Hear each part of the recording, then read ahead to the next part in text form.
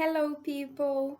Dando continuidade à nossa aula, neste vídeo nós vamos falar sobre o past continuous. Quando uso? Para descrever duas ações que aconteciam paralelamente no passado. Example: It was rainy when I was driving my car that day. Estava chovendo quando eu estava dirigindo meu carro naquele dia. Ok? Duas coisas ao mesmo tempo estavam acontecendo. Letter B, juntamente com o simple past. O past continuous também descreve uma ação que estava ocorrendo no passado e que foi interrompida por outra. Example: I was sleeping when she arrived. Eu estava dormindo quando ela chegou. Neste exemplo, nós temos dois tempos verbais. O past continuous, I was sleeping, e temos o simple past, she arrived, ela chegou. In the letter C, uma ação que estava para acontecer, mas não aconteceu. Neste caso, usamos o past continuous do verbo go, mais o infinitivo do verbo principal. Example: I was going to buy a t-shirt, but I got one as a present, so I didn't. Então, eu ia comprar uma camiseta, mas eu ganhei uma de presente. Então, eu não comprei. E a formação do past continuous é formado com o passado do verbo to be, que é was ou were, e mais o verbo principal do gerúndio. Então, eu vou ter o sujeito, o verbo to be, was ou were no passado, e mais o ing no verbo principal, ok? O que vocês precisam saber é, se eu tenho o sujeito, qual o verbo to be que eu vou usar? O was ou were?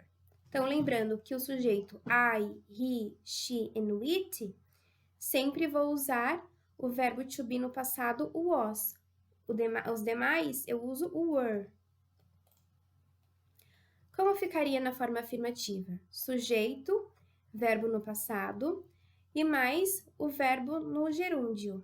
Examples: I was going to the cinema yesterday at 7 p.m. Sujeito é o I. Eu preciso acrescentar o verbo to be no passado, né? I was going to the cinema yesterday. O restante é complemento.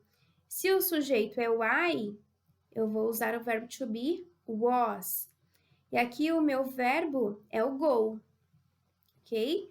Então, eu acrescentei o ing no verbo. The children were playing outside when their mother called them.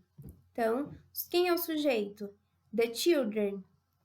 Se children está no plural, né? As crianças, eu vou usar o verbo to be, were. E aqui é o verbo play, eu vou acrescentar o ing no verbo. E o restante é complemento. Na forma negativa, é a mesma coisa, porém eu vou acrescentar o not. She was not going to the cinema yesterday at 7 p.m. Sujeito, ela. Verbo to be, eu vou usar o was e vou acrescentar o not. O verbo go, eu acrescento o ing. E o restante, complemento. E na forma interrogativa? Vou iniciar com o verbo to be no passado. Se é pergunta, verbo to be vem na frente. Were you going to the cinema yesterday at 7 p.m.? Ok? Então, o sujeito aqui é you. Se é o you, eu coloco o were e não o was.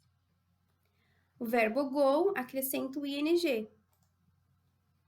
Resumindo, na forma afirmativa, I was talking to my friend last night.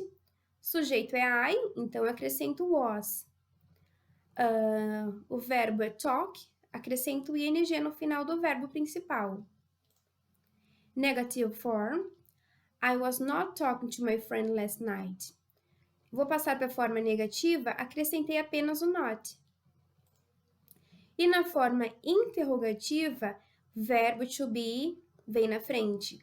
Was I talking to my friend last night? Ok? Então, para homework, são as mesmas páginas da primeira aula, ok? 33, 34 e 37. E tenho aqui alguns vídeos complementares que vocês possam assistir. E se vocês tiverem alguma dúvida relacionada ao past continuous ou ao simple past da aula anterior, pode mandar pergunta para mim no e-mail, que assim que possível eu respondo a vocês, ok? So, see you next class. Bye bye!